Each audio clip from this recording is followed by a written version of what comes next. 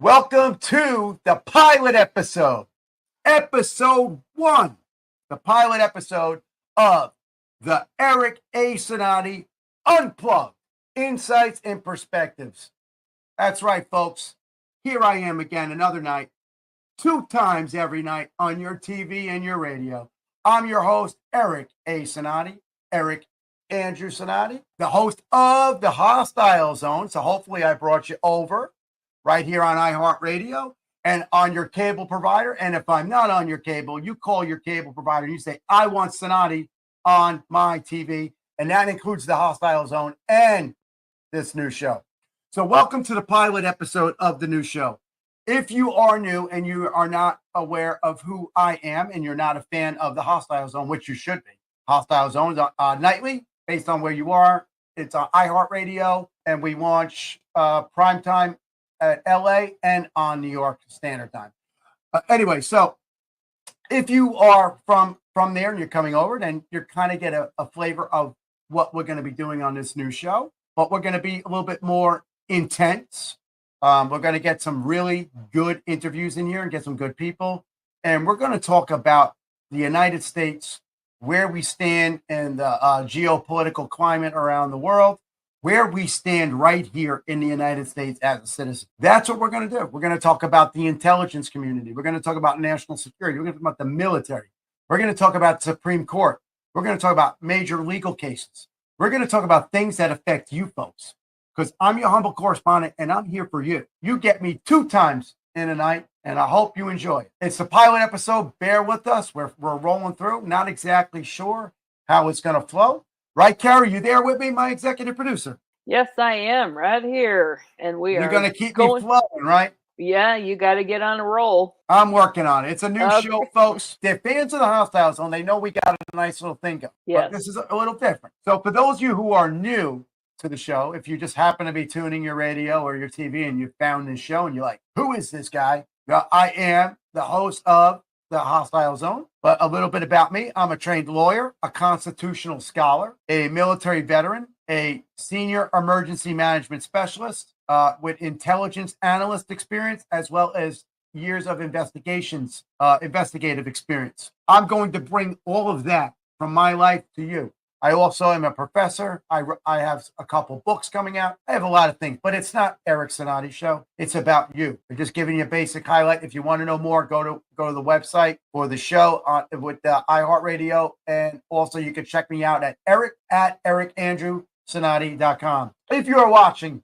on your TV station, on the bottom of your screen, there's this lovely ticker. On that ticker, it tells you all the ways that you can get in touch with myself, my staff, or anybody on the team at any time, whether it even be for this show or for the Hostiles. We're up and running. We're moving. This is a pilot episode. You let me know what you want and let me know what you want to hear and see. We'll go there. Send an email. eric@ericandrewcinotti.com. So anyway, I gave a little bit of history. I have a lot of different experience. I guess you would say I have a plethora of experience across the gamut of all government type stuff. A lot of it, actually, people say you do a lot of different things, but really when you mix intelligence, investigations, law, the U.S. Constitution, which we always have several copies on hand here. My new book coming out is a book regarding the Constitution.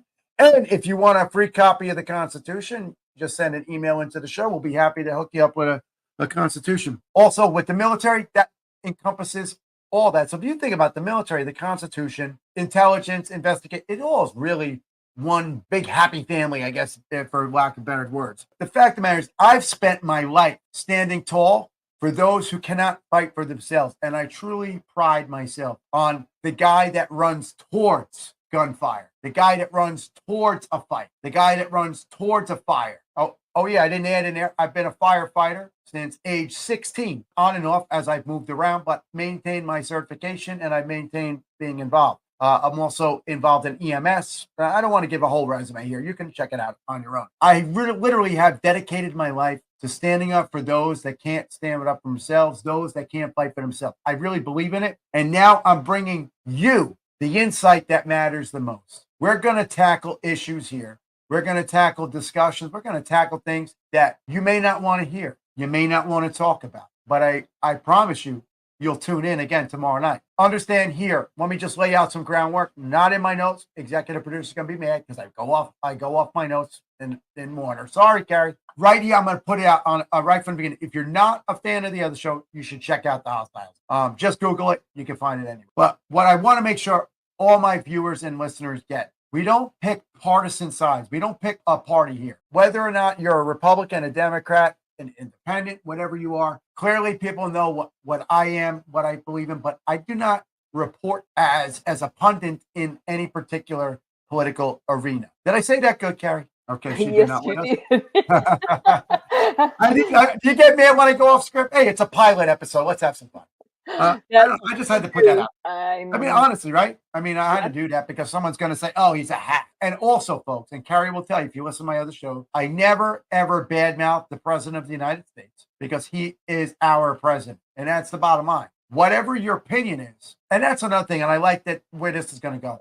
In the constitutional talk, yes, you have the right, the First Amendment right to free speech, obviously freedom of the press, myself, a member of the press corps, doesn't mean, like the old saying, you don't have the right to scream fire in a movie theater. Well, just because I have the right to say what we may want to say, it doesn't mean it's right, folks. We should not be publicly airing our laundry for the whole world to see. We can criticize our leaders, but we should not denigrate and just be hateful. And there is so much hate going on in this country right now over nonsense. We have wars around the world, people dying of genocide, people dying of terrorist attacks, all kinds of diseases, all kinds of stuff. And we're fighting over political candidates. So please, if you tuned into this show to get dirt on the other party or for me to badmouth your president, then just click right over to another station. I'll probably be aired on that station anyway. So you might as well just stay. So anyway, right, Carrie, did I lay that out good? Was that good? That was pretty First good. day. All right, it's a wrap. All right, I'm just kidding. Okay. All right, so I'm done. right, it's I'm right. If you were here before, folks, you would have known that we spent like an hour and a half trying to figure out technical issues. And if you were a fan of the Hostile Zone, you'll know we used to have actually, Carrie, we used to have tech issues all the time. Remember? I better knock on some wood. Knock on wood, everybody. Everybody knock on wood. Hey, Angelo, knock wood. So anyway, this show is going to deep dive into some of the biggest critical issues that are shaping our country, our world, from law to national security to government analysis, to truly understand government. Now, on top, I have a law degree. I also have a master of public administration. I'm an expert in government, public administration, administering government services, and the law degree with a specialty in the U.S. Constitution. And I'm also a nationally credentialed mediator. I also have done that in outside of the United States as well, dealing with different groups trying to mediate peace. So that's a little bit about myself. We are very excited. Carrie, are you excited? Carrie's not excited. Oh boy! All right, it's good. I love it. I just found out that we actually had like 110 episodes of the Hostile Zone in 1 year. That's insane. So, okay, folks, moving on. Actually, you know what? We're gonna take a short commercial break. Don't go anywhere. And I'm telling you, don't make me come looking for you because I'm on twice a night, every night, and I'll find you. We'll be right back.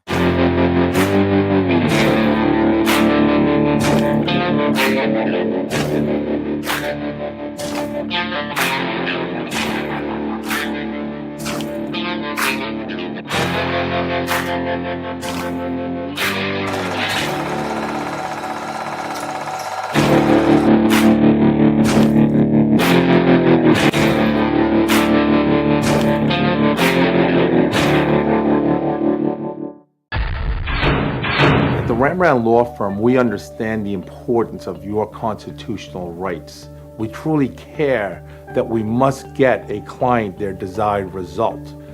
If your freedom is compromised in any way, you call us. We do immigration, state and federal criminal defense, personal injury, bankruptcy, DWIs, family law, real estate law. We want you to be confident in our ability to represent you. Welcome back Apparently, you didn't want me to come looking for you. Or you were like, hey, he's going to come and get me anyway. I'm like a ghost in the night. 1 minute I'm there, 1 minute I'm gone. What does that mean? Ooh, food for thought. Anyway, so today we're gonna dive into some crucial topic. It's like some topics, but it's really one big topic. This one here, folks, is going to shock you. And I'm not a shock jock. I'm not trying to do that, but this is very serious stuff. I'm going to try to tone it down, even though it's a pilot episode. Oh, did you see that light just do that? So, folks, when I put out information, if you watch my other show and you're going to watch the show, I put out information. I keep it real. I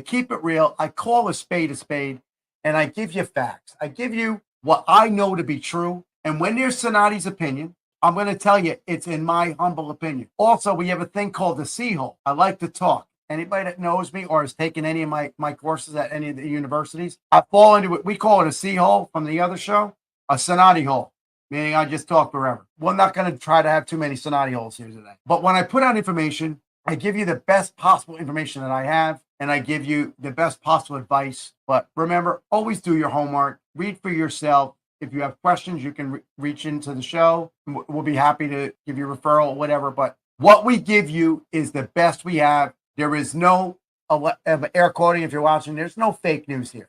Okay? We truly have a good team, and we vet every piece of information that we get. Now, here is the shocker for the evening. The U.S. military now has executive authority to use deadly force. That's right, folks.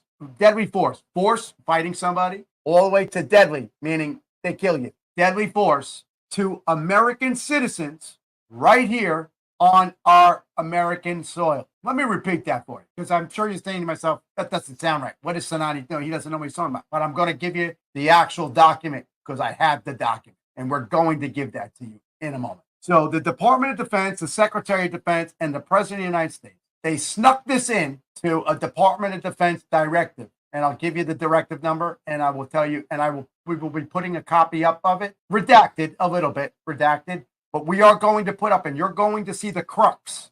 Word of the day, folks. You're going to see the crux of what we're talking about here. We're talking about our U.S. military, my beloved military. You're a veteran. I still do contract work here, and I don't know how this is going to play out. And we have a special guest with us today who we're going to be bringing him in. Don't bring him in yet, Kerry, but I'm very interested to discuss this with him as another member of military on how he feels about this. And he's very well-rounded. I'm excited to have him. So anyway, they are authorizing the use of force, deadly force, on U.S. citizens. Really everybody, but we'll just say citizens because they're here. Where did this come from? This is not normal, and they snuck it in. I am going to post the document for you. It is going to be on your screen, and you're going to see it yourself, and we're going to highlight the section, and I want you to read it. I want you to think about it. I want you to, and again, we don't get political, but think about that when you go to the polls in November, okay? That's all I'm going to say. I don't care who you vote for. You may like this idea. Then, hey, then go with this administration. That's your choice. People shed blood and died for you to vote, and I support it. Even if you go in and vote for Mickey Mouse, I've written my name in for plenty of times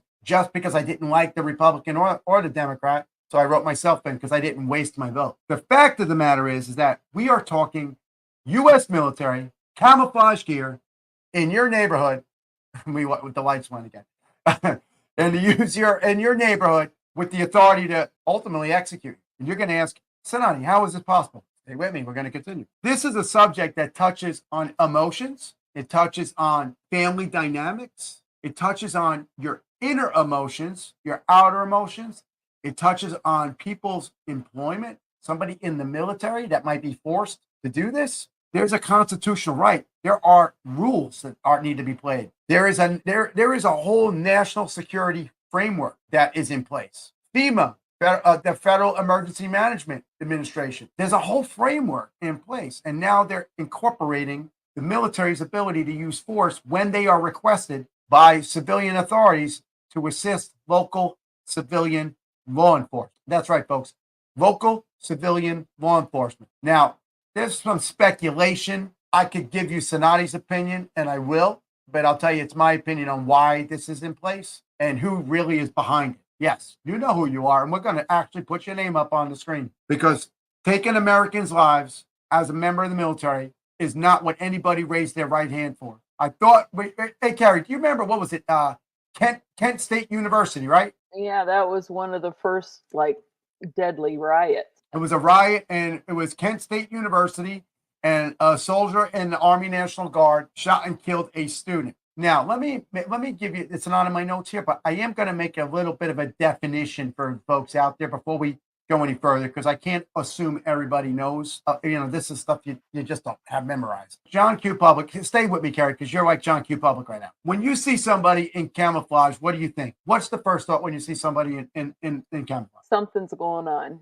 Well, besides that, what do you think they are? That's all. Oh, what do you mean? You mean therefore? Yeah, like who are they? Well, it depends on the uniform because they're all different.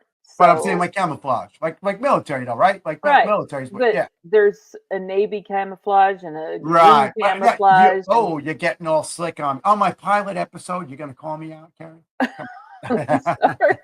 No, but what I'm saying is, like, when you see the U.S. Army name tape on the camouflage, well, they call them OCPs right now. That's another thing. The military changes uniforms like all the time. I'd love to have that contract. Look me up. I'll make a uniform for you too if you want to make a new one every 5 years. When you see the U.S. Army tape, stay with me here, Carrie, for a sec, because you're an intricate part to this. You just see U.S. military. You don't really know that there's different levels. Correct?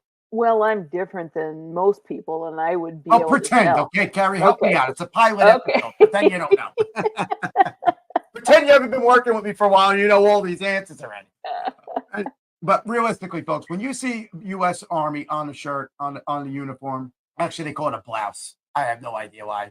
We can ask the good captain when he comes on if he knows why they call it a blouse. You see U.S. Army, that's all you think you see U.S. Army. But you have active duty U.S. Army, you have U.S. Army Reserve, and then you have Army National Guard. Now, I say this to you because the active duty Army and the Army Reserve do not have the authority to perform law enforcement or to do any of that kind of stuff in the civilian sector. They fall under U.S. Code Title 10, and that is the federal code that the active duty military falls on. Now, at the same time, you may see somebody that says U.S. Army on their blouse, jacket, whatever you want to call it, but they are armed and maybe carrying handcuffs and maybe even in a police car. That's because the Army National Guard, when they're not on federal duty, they fall under U.S. Title 32. That is where their authority comes from the governor or the mayor of Washington, D.C., the only one that is by a mayor. Well, they actually answer to the mayor and to Congress. But the National Guard under Title 32 is under the control of the governor. So they're wearing the same U.S. Army stuff. The only difference might be a patch on the arm, but you won't know what they're little symbols. You don't know what that. But they are still part of the U.S. Army. But when they're on duty under the orders of the governor, they fall under Title 32. They can perform law enforcement, and they can effect arrests. They can carry firearms. They can do what the governor and the adjutant general of that state says they're permitted to do. Whereas the active duty Army and the Army Reserve fall under Title 10, and they have no authority to do that. So now that we got the basic out of the way, with this new Department of Defense directive, they're kind of like wiping that clean, saying any military, there's no specificity on here. Second word of the day, folks. There's no specificity on which particular branch of military will be the one to respond. Ultimately, they're saying if there is a need and a request from the civilian authorities for assistance, they will send the military, and they have the power to take your life, which boggles my mind. I have a little bit of a piece to that, again, not in the notes. It's a pilot episode. Roll at me, folks. I have a little thought on that, because if you do have, let's say, active duty military, like you're on a military base and you're at the gate and they drive up to get coffee or something, they leave the base or whatever, they do have the right to defend themselves. They do have a right to use that weapon they're carrying while they're on duty. Even though they're under Title 10 orders, they're under federal guidance, they do have the right to defend themselves. But they're not out there making motor vehicle stops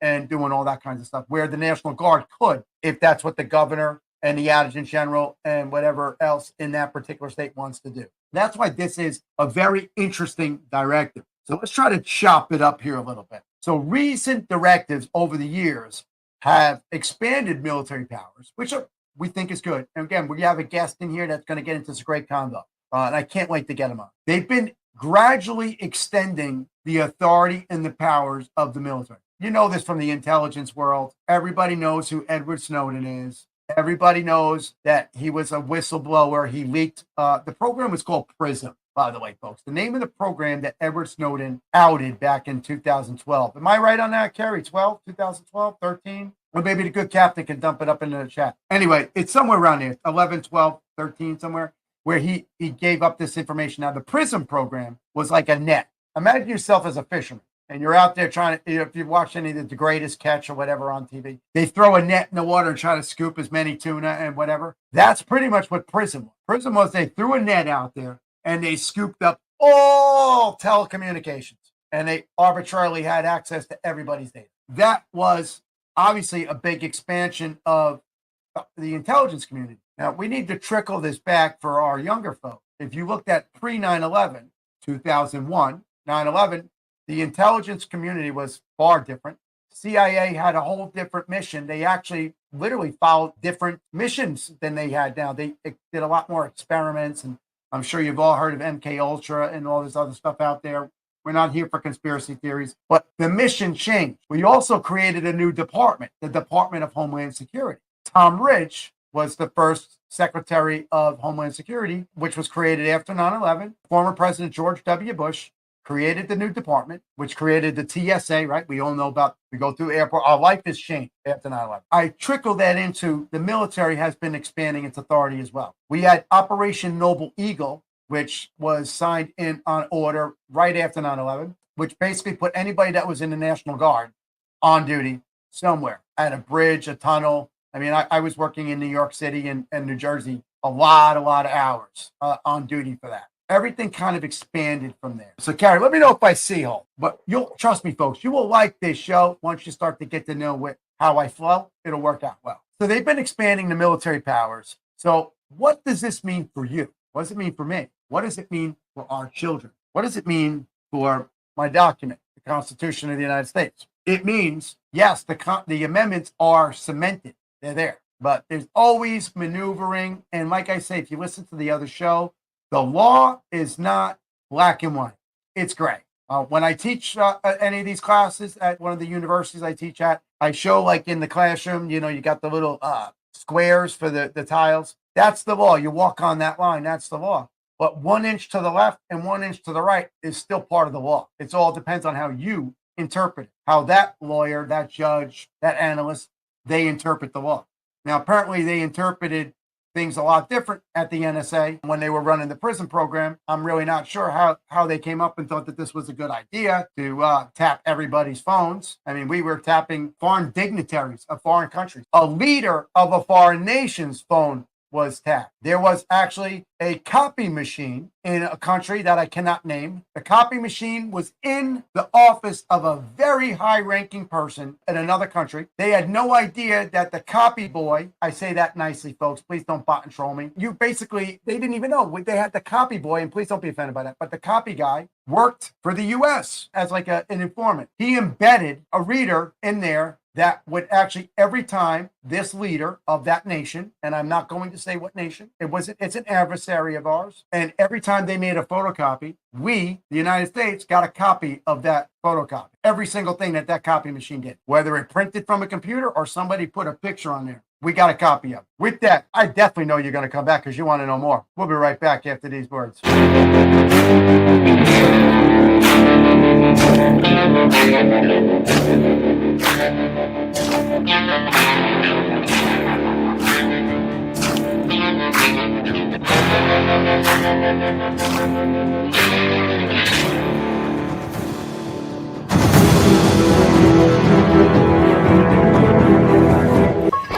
Here's your chance to meet the authors and hear about their exciting new projects before they hit the big screen at the next year Dead Man's Film Festival. Go to mvpondemand.com for more information.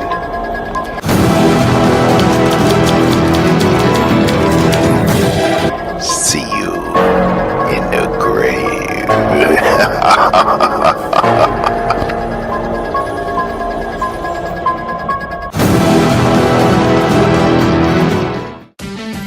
Hello everyone, my name is Sean Kelly, founder of Project 201. Right now, too many of our kids are falling through the cracks, and here at Project 201, we're stepping in with mentorship, sports, and life skills. But we need your help. Your donation isn't just a gift, it's an investment into our youth and their future.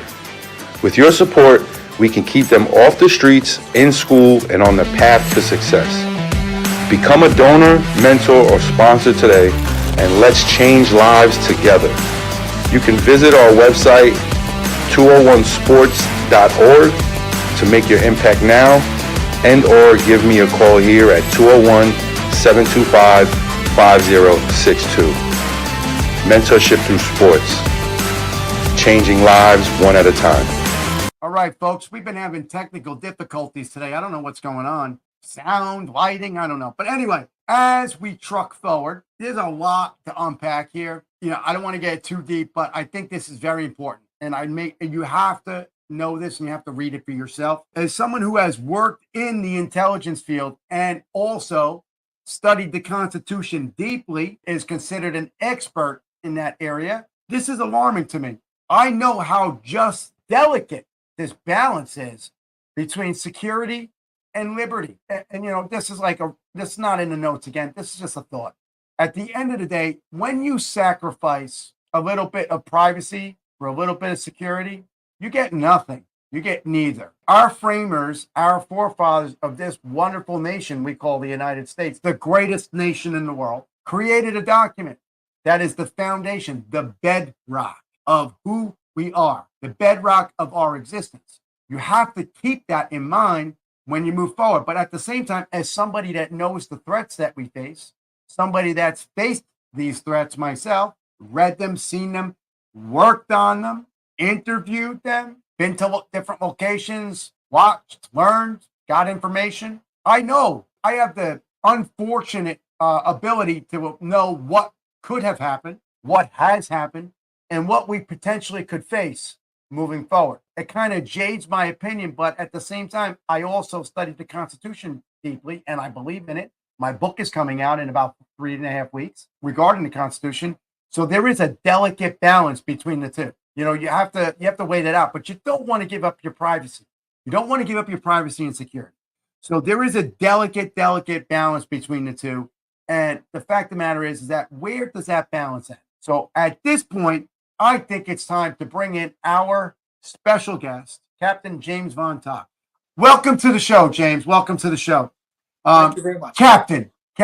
I'm sorry, but we're going to call you James, but you're Captain. Please, you're a Purple Heart recipient. Correct. Yeah.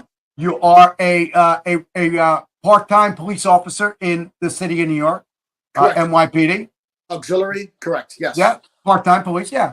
Hey, you're out there in a uniform protecting the people. Hats off to you. Hello, Governor. I don't know where I got that from. I love that line. But no, really, welcome to the show. I am so excited to have you here. So before we get into the crux of this conversation, because where do I put this document out we talk about? Tell the folks in like 2 minutes a little bit about you, because you're going to be back contributing, and I want them to get to know you. Yes, I was born and raised in New York City. Graduated from St. John's University.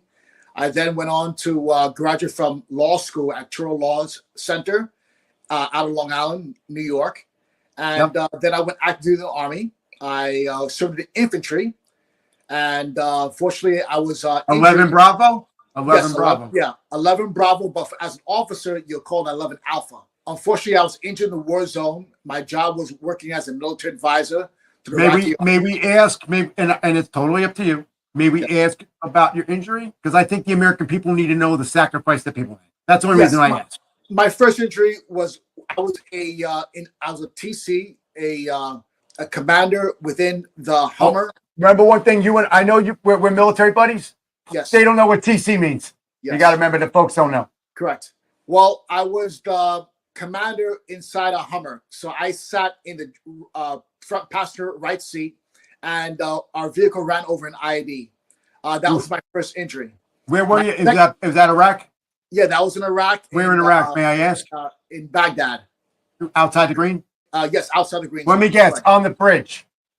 No, it was on a dirt road. Shocking. I figured it'd be the bridge. That's where everything happened. Yes, for sure. Right. And the second time I was injured, I was on the military base. It was called FOB, Forward Operating Forward Base. operating base. Right. Thank you for. Yeah, I appreciate you explaining. Correct. Constitution. And Yeah. a Katusha rocket landed about 15 to 20 meters away from me and exploded. And that's why I suffered a traumatic brain injury, TBI, which affected also my I talk octave about nerves. that a lot, by the way. I don't mean to Yes. cut you off. There is a delay a little bit, so I'm not being rude. Yes. I talk about that a lot, and I dedicate a lot of time to suicide, PTSD, but I don't like the D. It's PTSS because you don't have a disorder. You were made that way for doing something. It's a syndrome.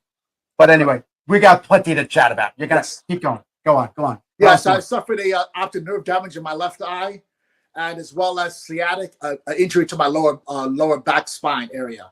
And let me guess, the VA takes really good care of you, right? Yes, due to the fact that I'm a Purple Heart recipient and the documents are already showing my injuries, it's easier for the Veterans Administration to process my packet, and I was processed within about 30 days. Actually, I have somebody I want. I didn't mean to cut you off. Again, there's a delay, so please don't think that I'm being rude. Yes. So, because I can see you on the big screen out here. Yes. So, yeah. Remind me to let you know, as another comrade of ours who actually, everybody's coming back with cancer and diseases now. You know this, right? He's another one, and he's in stage 4. Young guy our age, really, really sad. I'm getting him on the show. We got to help him with some GoFundMe because they're not helping him out. But anyway, go on. I thought of it because I know that you're a fighter like that, and you're a guy that'll stand up to the bad guy and the bully, regardless if you get hurt, because I do that too. Most definitely. So after when I was medically retired from the Army, I was matched with a service dog, and I had it for about 10, 11 years to help me to rehab for my injuries. Unfortunately, she did pass away about 2 years ago. And did they give her honors? Correct. Yes, I've been honored with her. No, I mean, like, did she get funeral honors? Because I've been to a canine funeral. I've been to a canine funeral with the honor guard, the flag, everything. No, she did not receive any of. She came to you after. She wasn't a combat. Well, it wasn't a combat. No, she was not in combat. I received it after I was medically retired. I remember at one point, and I don't mean to cut you off, but we're just chatting here. You're going to be on for the rest of the show, so we'll just chat. Yeah. They were not letting people take back cats and stuff. Remember? Yeah, correct. Because I adopted a cat that I found, and I wanted to bring a cat home, and they wouldn't let me.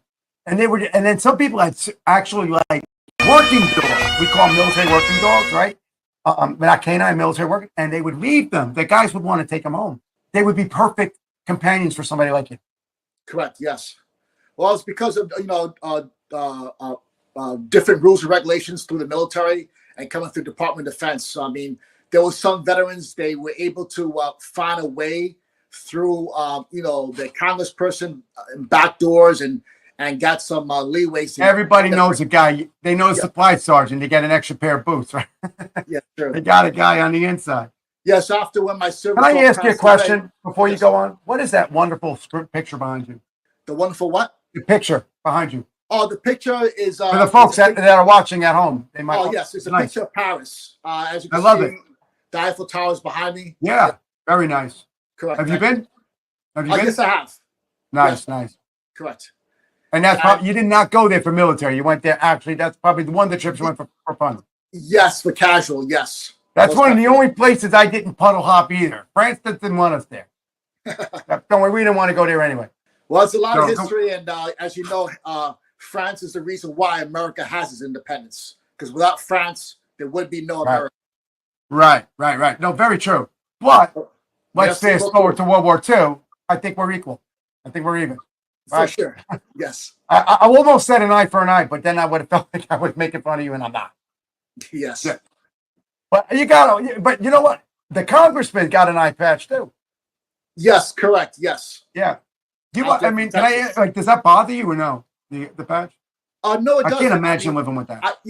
I have both of my eyes. It's just that my optic nerves are damaged. So when I'm walking or moving or talking, I can get very dizzy because because equilibrium, right? Correct. Yes. And it's messing with the fluid in your ears, and you don't know where you are. Yes. Yeah. So you get nauseous and everything to keep my balance, as well as to not feel any of the dizziness from the TBI. It's all interconnected. Yeah, I'm so sorry that you had to experience that. That's a terrible thing. Yeah, I mean, other I people. mean, I know have you're worse. proud of it. Yeah. Nobody wallows over it. We do what we do because we do. Yes, I mean, hopefully in the future they will be available for eye surgeons. They can replace the eye totally, or even repair the optic nerves damage. You would think we can do all kinds of stuff. We can't fix Of that. course, there's a fellow veteran, And they test everything on us anyway, right? Most We're gonna definitely. test all the good medical stuff that's out there in the civilian world came from us. Yeah.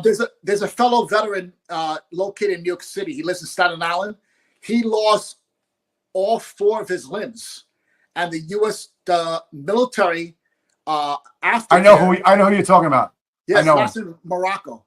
I know him. Yeah. Yes, I knew him. I'm from that area. I'm from Jersey. Yeah, I know who he is. Yes. I've been to a benefit for him before. Yes. So go on. After when I was going through rehab and had my service dog, I noticed that I was losing a lot of comrades or people that I knew of within the military from suicide. Oh, so don't get me started on that. We can do a whole episode on it, and I've done Most it. definitely. I do want to do that, and I know you got something going. But when we get to the crux of this conversation, and we'll get back to that. Hold that thought. Is it still 22 a day? I think it went up. It's more than 22 a day, and the issue is also is that some family members do not want to. They don't report it. Release it. Right, So, and it also affects life insurance and everything. Yeah, most definitely. and of course, what happens is that when a service member commits suicide or a veteran, sometimes a family member then also follows through with the suicide too as well. So we get secondary causes. Right, or like a suicide pact. You know what I mean? Yeah, correct. Right, and you know what? I mean, it's a terrible thing. It really is a terrible thing. All right. Before we go on down, because that's a great. I've done plenty of shows on that, and I know you have a program you're involved in, and I definitely would like to talk more about that. I bring on the other show. That would be a good show for you to come on. So we're gonna do a little talking points information. So you were in the green room, and you were listening to what I was talking about. It is the Department of the DoD Department of Defense Directive, folks, 5240.01. That broadly expanded the military authority. And in that very large document, there's a little paragraph that makes changes here to what they can do. So I'm gonna put how we do this. I'm gonna throw some facts and then we're gonna chop it up a little. So in 2023, the directive was reissued, allowing the use of deadly force in a self-defense situation on U.S. soil. Now, here's my favorite word. The Posse, how does it go? Help me out, Gary. I can't do it. Oh, Posse Comitatus. Did I do it right? Comitatus. I can never pronounce that right. Never, ever do it. But that act is says that the military can't do domestic law enforcement and et cetera. But this directive, the one I just named, and I'll give you the number again, folks. The Department of Defense Directive 5240.01. That directive has actually pushed the boundaries. So as a soldier, as a veteran, as a soldier, as still, and all the wonderful things you're involved in, what say you on the whole? They can use deadly force, not for defense. We're talking now potentially offensive reasons. I mean, it's not like you hurt me. It's like expanded. What say you on that? Well, based on my background, being a history major in college and also a law graduate, and understanding, the Constitution, there's already laws on the books for the mayor by using the police department, and then secondary, the governor using their state guard to act, to defend, to have. That's if they have a state guard. Yeah, correct. You're talking about the Title 32 state guard, state defense. Yes, the state National Guard, correct. Like New York has a big one. Yes. So there's already parameters there to protect the citizens. Title 32. Yeah. Correct. So then why is the federal government putting this additional action? Thank you, Captain. Why is that? The issue is this. It's from my experience being on the other side working with the government when I was active duty, there is something called top secret intelligence stuff. There may be some information that we are not privy to. I'm not privy. You used the right word. They're not privy to. That this is a necessity directive that is needed in case those outside agitators get within a protest to give false information to the people that are peacefully protest. Misinformation and disinformation. Correct. And then agitate them. Yes. So See, now you made a very good, okay, what were you going to say? That last sentence? Yeah, my last sentence was, this may be the reason why for that additional directive. Now, my sources, who are one of which was actually involved in the crafting of this, you are correct partially, but there was a very big look at, they're saying that they're trying to inflammatize President Trump, former President Trump. And, you know, if you heard me, I don't ever badmouth our president, no matter what party they are. I don't care. You are our leader.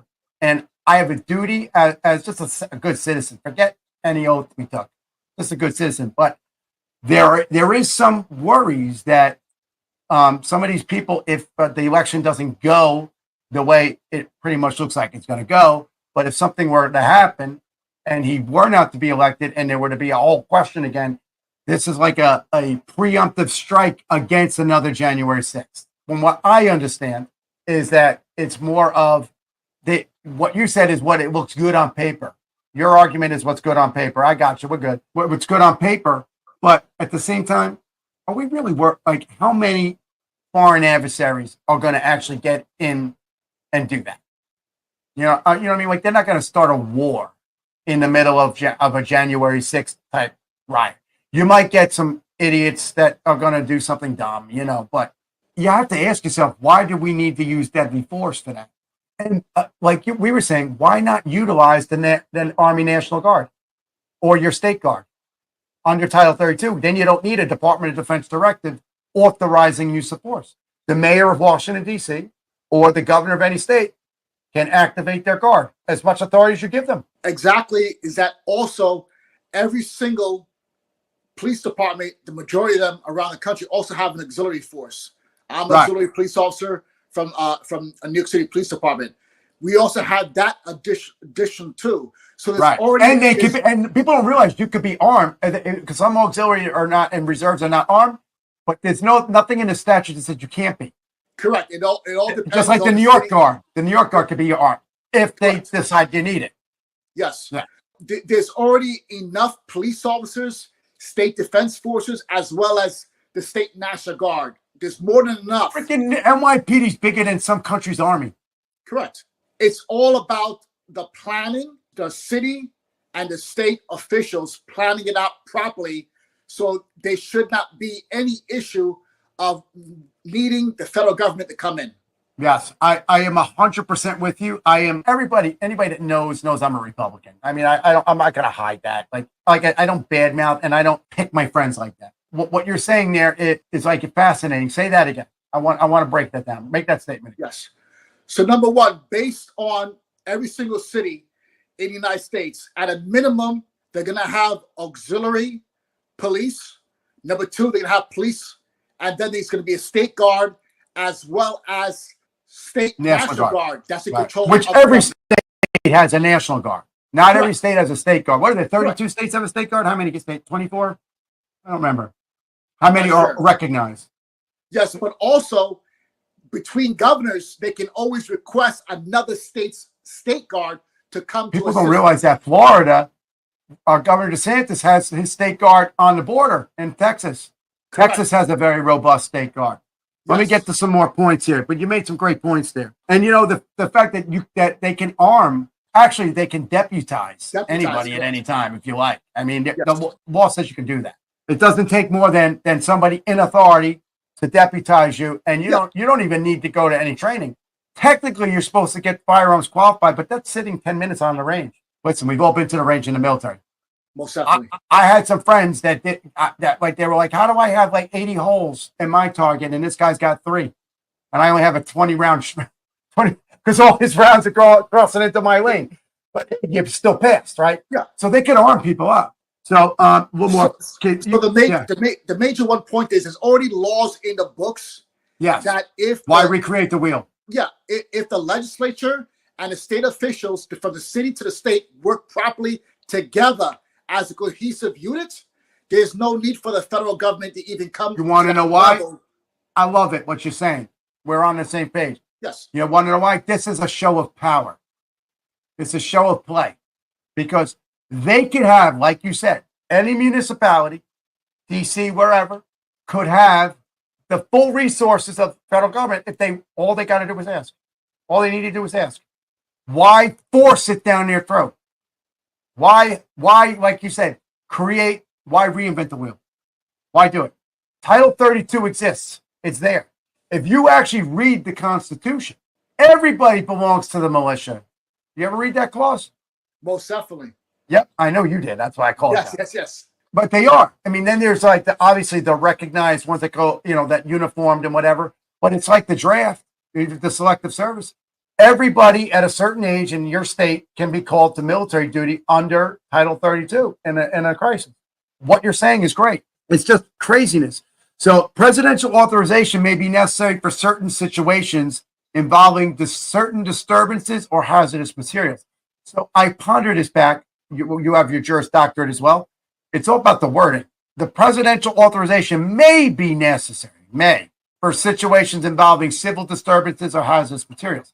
So what are the other situations that do not require an executive presidential authority? I guess we got to dig through it. Piece from here, use of deadly force, only approved when confrontations between law enforcement and civilians are likely, requiring strict oversight and compliance. That verbiage very much rattles me a little bit. Use of deadly force is only approved when confrontations between law enforcement and civilians are likely. Where were they when the whole country was on fire over police shootings and Freddie Gray and people that got killed by the police? I have no opinion. I'm not speaking about that. I'm just saying where were these people when they created this document? Where was Title 32 when all that was happening? From you reading exactly what it says in the document, to me, if I use that statement you go to jail to defend myself, I would be arrested. Stand your ground. You'll be done. The only reason I'm supposed to pull out my firearm and if you're going to use it, it's not to shout out a command. No, neutralize. Is to mitigate shoot and kill when I'm at imminent threat of death or bodily imminent. What is it? Permanent bodily injury or death. Yeah, correct. That is the only reason to use deadly force. And from you reading what that document says, that's making it an open-ended where it's just handing it away. You're just handing it away. I got some more to go on here with you on this. I just it's legal compliance. All actions must align with the Posse Comitatus. Did I say it right? Help me out, Gary. Jump in here at any time. Actually, I think you got it. Did I get it right? Yay! And basically, the directives that's where it's supposed to fall under, but it really kind of really murks the water for me. There's legal implications here. I mean, experts argue that this directive may stretch the limits the Posse Comitatus Act. I said it wrong again. Blurring the lines between military and civilian police. Now, think back, Captain. Think back when people saw National Guard on the streets.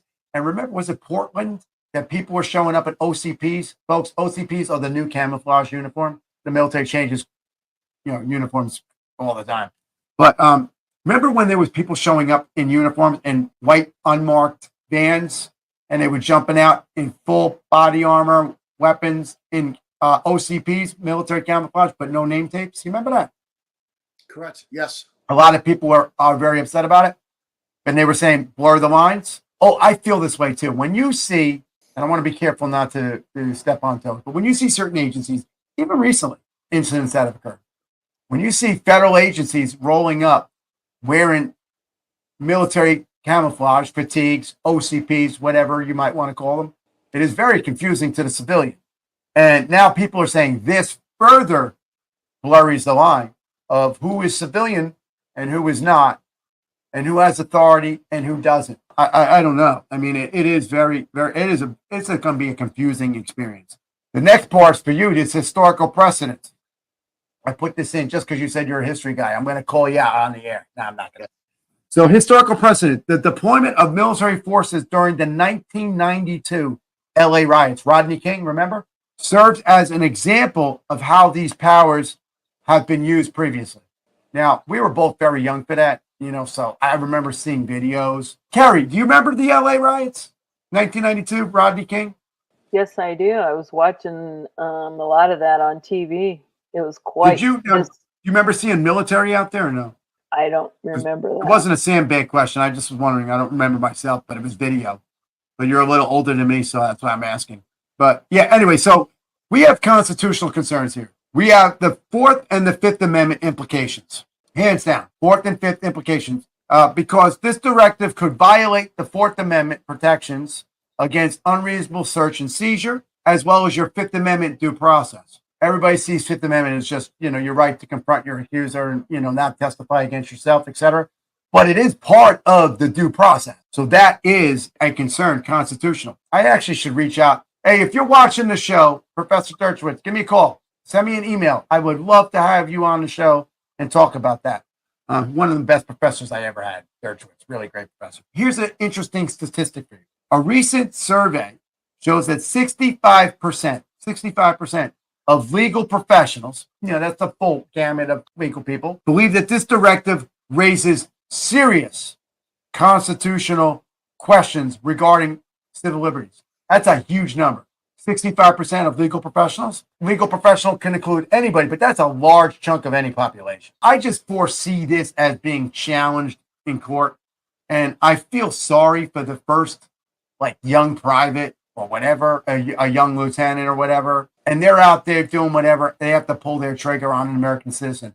Not only are they going to face the mental anguish and pain and all of the PTSD symptoms that go along with that, but then they're going to end up facing the justice system. Kind of like you said, if you pull your stand your ground sounds great on paper until you're the guy in the courtroom looking at the guy in the row, looking at the table full of people that have an unlimited amount of money to destroy your life. Why would you want to pull the trigger? If we're having, here's a twist, not in my notes, you're going to like, we're having such a problem with recruiting right now. You want the younger people to read this, and you think that's going to bolster our recruiting numbers? You're telling somebody, no, you used to have to go out and just kill the enemy, but now you may have to kill your neighbor too. This has to go through the head. We think about it differently because we're older. Think about if you were like 18, you have to sign up for the selective service. You know that Congress is changing a rule on that too. They're going to force you to register without your permission. Like you used to voluntarily go and do it. It was a law that they're going to automatically do it for you when you turn 18. And they're talking about including women. Did you hear that? Correct, yes. These are just craziness. We're going to take a short break. We're going to have the good captain with us. We'll be back in just 1 minute because my producer's going to scream at me. We have a hard close. We'll be right back. At the Rembrandt Law Firm, we understand the importance of your constitutional rights. We truly care that we must get a client their desired result. If your freedom is compromised in any way, you call us. We do immigration, state and federal criminal defense, personal injury, bankruptcy, DWIs, family law, real estate law. We want you to be confident in our ability to represent you.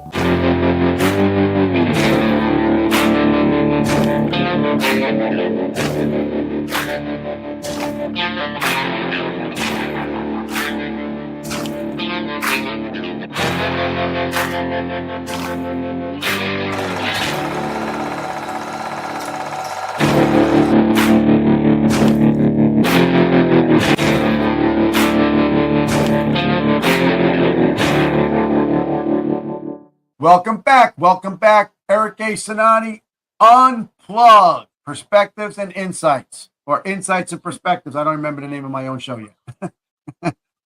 Sorry, guys. I switched the words. Who knows? Anyway, we're here with the good captain again. How are you? Did you enjoy your little 2-minute break there? Most definitely. Very good. You get a fresh coffee? Did you eat all the food in the green room? No, I'm just kidding. We really have to balance security and liberty. I said that before. And really, you understand, but not many people see the lens that we see and know, and they don't understand how close we are every day to something catastrophically happening. But we still, as lawyers, have to put in our head that there is written law. It's codified. It's there. It's in a document. It's the framework. So you got to balance. What a balancing act. Because when you know the things that you know, and I know, you say, I don't want my kids to see that. I don't want my neighbors to experience that. I don't want anybody. I mean, unless you're a crappy person and you want that. But I mean, if you're honestly a good human being, you don't want anybody to experience that. But at the same time, you have to weigh, what's the saying? You got to lose some good people to save the herd, right? You got to lose some to save the herd. So people like they feel that way with their rights almost. Oh, it's okay. I've heard so many people tell me, if you're not breaking the law, what do you care if they're reading your emails? I kind of agree with you, but let's remember we're the United States and we're not Iran, Iraq, Syria, Russia, North Korea. We're not these places. You're not committing crimes. I'm not committing crimes, regardless of what somebody might say. But, you know, at the end of the day, I don't want you to read my emails. You know what I mean? Like, I sent you an email. It's for you. It's a tough balance. Would not want to be that young private stuck out there in like a January 6th situation or any situation. And I'm not pulling party politics. I'm just saying a situation like that. Could you imagine? And the disrespect that this generation has, just everybody across the board. They're so self-absorbed with social media. They're self-absorbed what false reality is and their fake persona that they put out. They don't have a clue.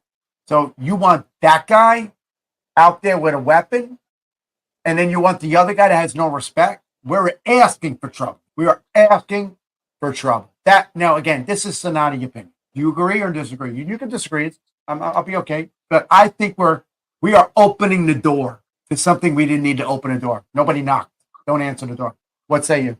I think it goes back, to very simple. If we can get Americans to sometimes watch television shows that definitely educate the brain. One show I remember growing up watching was Law and Order. Okay, dude, love it. Every time they wanted to get some information off a prospective American citizen or a resident, the detectives would ask and seek that judge at any time of the day to sign that warrant. Right. And that's what we have. We have the laws available. So there is no need. The tools are there. Extra laws and executive orders to be done. Thank you. It's Thank you. Overreach. Yeah.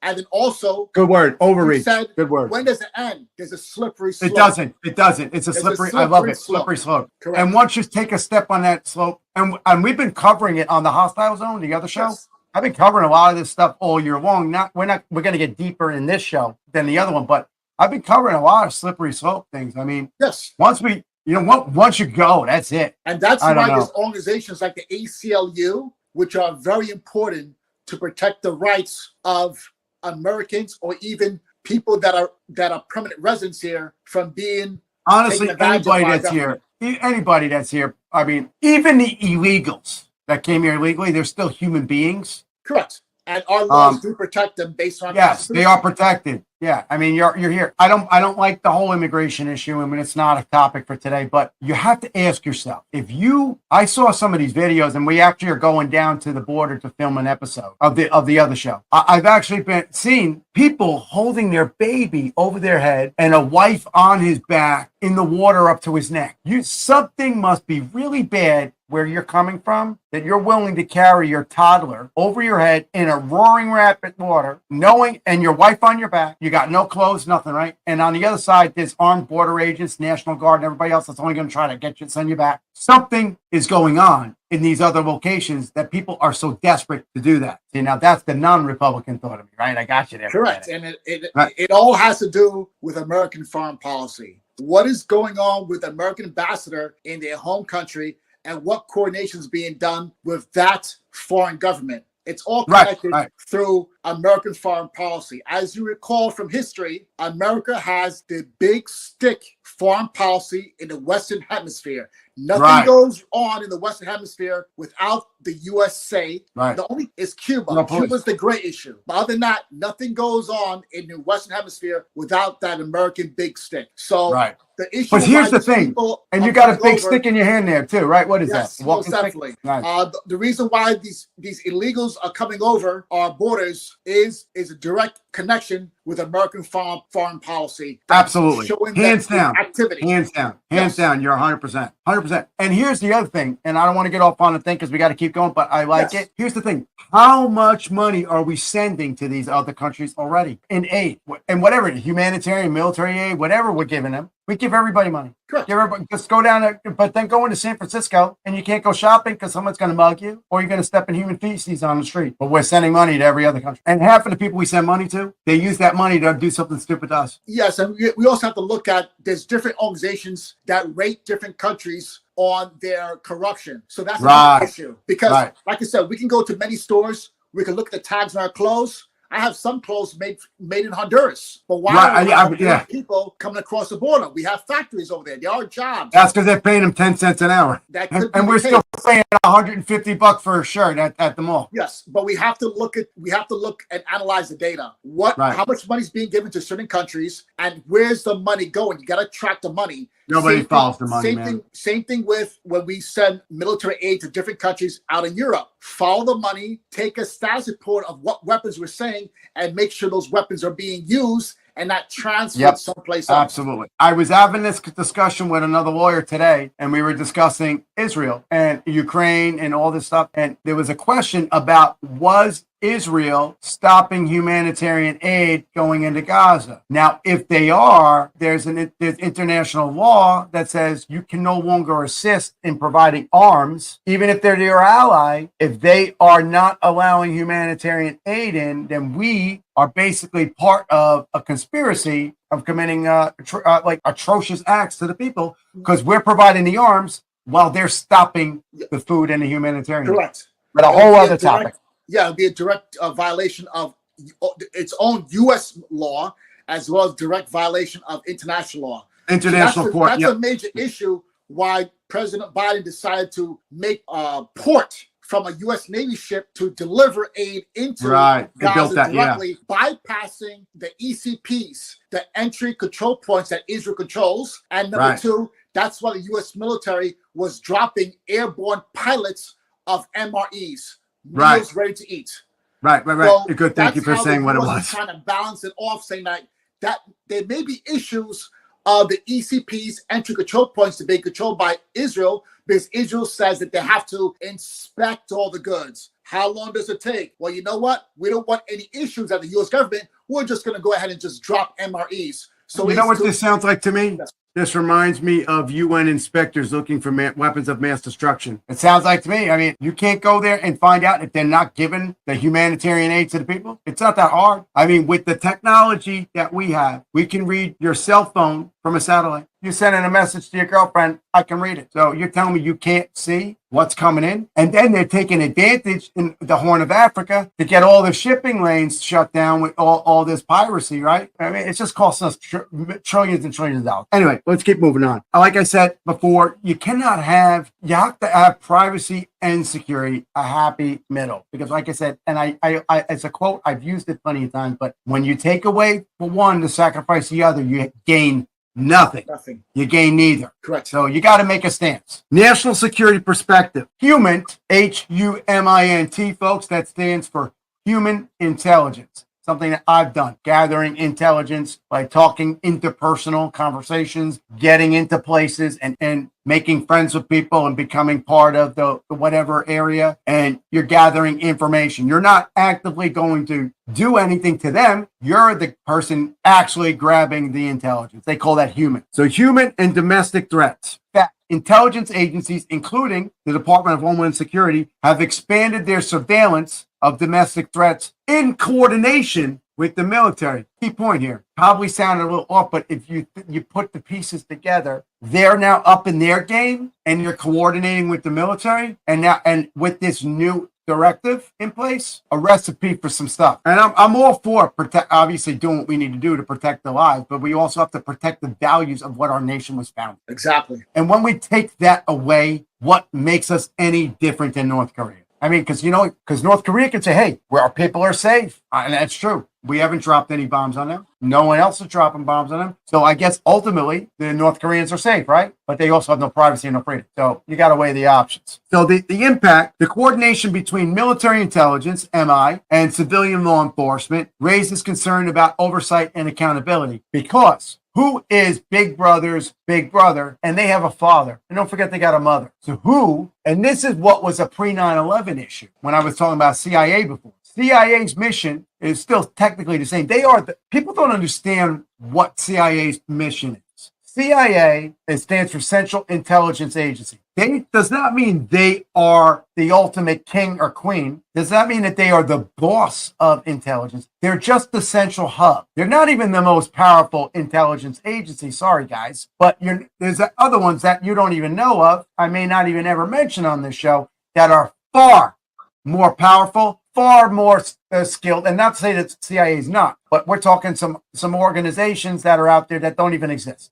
They literally, you know what I'm saying, right? Help me explain. There are people that don't exist. They don't have tax returns. They don't belong anywhere. They pop up. Though they exist. So why you worry about CIA? I don't know. But pre 9/11, there was a lot of testing. Remember they were doing MK Ultra. They were looking at having people do using ESP, viewing, remote viewing with the Sixth Sense kind of thing. They were experimenting on all this kind of thing. That's kind of what they were doing. But post 9/11, they actually went to the core mission of being the hub. And the reason was because nobody talked to each other. And here we are now 20 years later, right? More than 20 years later. So what 22 years later, here we are in that same situation. Just a different, I always say it's the same sandwich. The bread's stale, keep the crappy bologna and cheese and put fresh bread on. It's a new sandwich. Here we are again, same thing. It's a new sandwich, same crappy meat. Because now, nobody's in charge. Who's overseeing? Who is now supposed to be the Directorate of National Intelligence? That office was created, but I don't see where that's written in there. Interesting statistic. In the past year, 15% of domestic counterterrorism operations were military intelligence. Interesting fact, because then you ask yourself, oh, well, we don't operate inside the confines of the United States.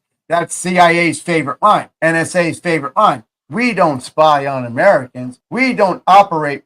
Our charter, the code does not allow us to work inside the grounds of the United States. You and I know something way different than that. And this statistic right here says it for yourself. Military intelligence. Now, I can tell you, and you know the program, but I'm not going to say the acronym. There's a program that's a part of the National Guard where they do intelligence for civilians. I think you know what I'm talking about. And it's been going on for years and years and years and years. We did a lot of operations on that. I know what it was. You know what it is. But this is a spike, 15% of military intelligence. What are they doing? It also makes people alarmed. Are they extending their reach, or is there a big pink elephant in the room and we're not seeing it? Is something, we're going to hit it. It's something going to, or is there something that we don't know that they're fighting for that could be potentially devastating to us? And we need that? Or are they just overreaching, like you said? We are coming to almost a hard close. I'm going to fly through, and we are going to have, I'm going to throw a couple stats up. Public awareness is at an all-time low. 47% of Americans are unaware of this directive. They don't even know that there was, they don't even know what Title 32 is. They don't even know that,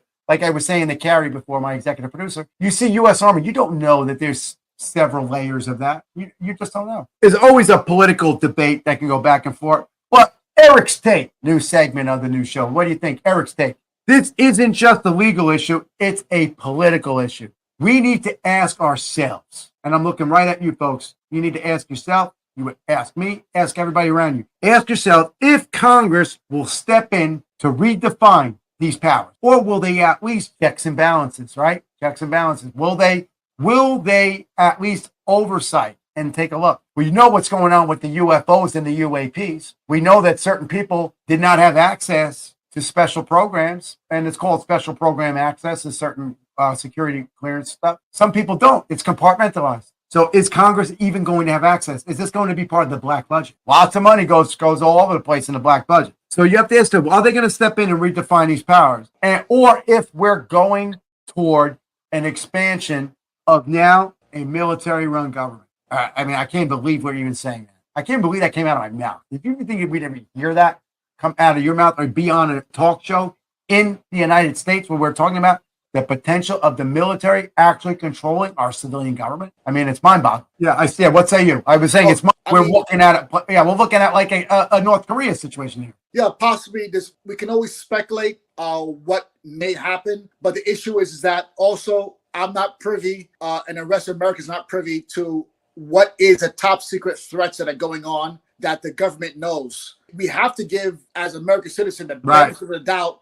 I think that we feel differently about that. But we have to know where the balance is. The balance of power, yes. There's money available. There is people who have jobs that are able to do the jobs that can funnel the information up to the federal agency to let them know what the threat is. The system is already there. We have to use the system.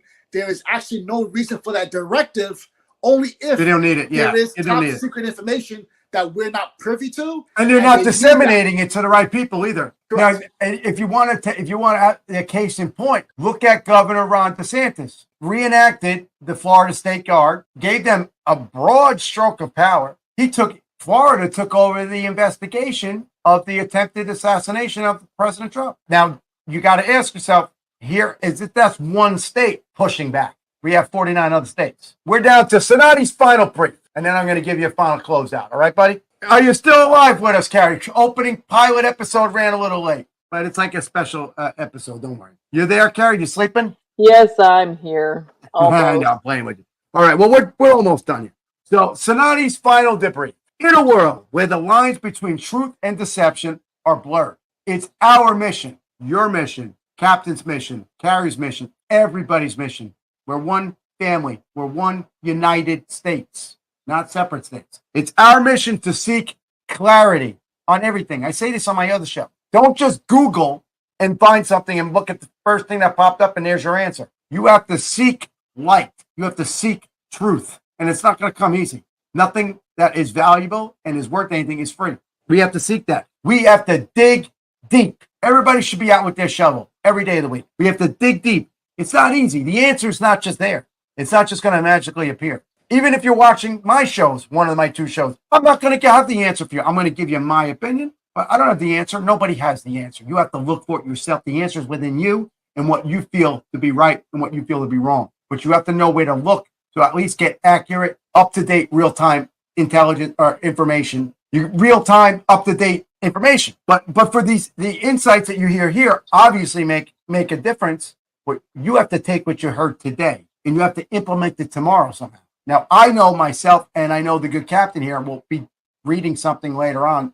We'll probably be up late reading anyway on something because that's just the way we are, right? And I'm with you. History Channel, I love all those. But it's about staying vigilant. We have to be vigilant. But there's a difference between vigilant and hyper-vigilant. Hyper-vigilant, you went too far. When you're hyper-vigilant, folks, you actually are probably less vigilant than you would be if you were not vigilant at all. Because when you're hyper-vigilant, your senses are going wild, and every single thing is raising your what they call it, the spidey sense, right? Your hairs are raising. You're not really getting anything.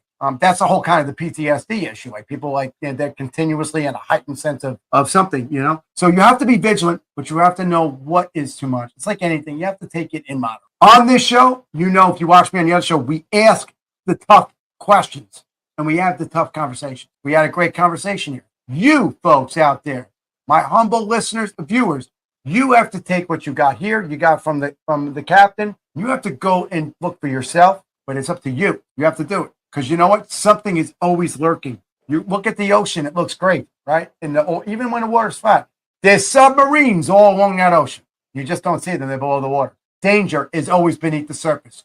Always look for the next layer.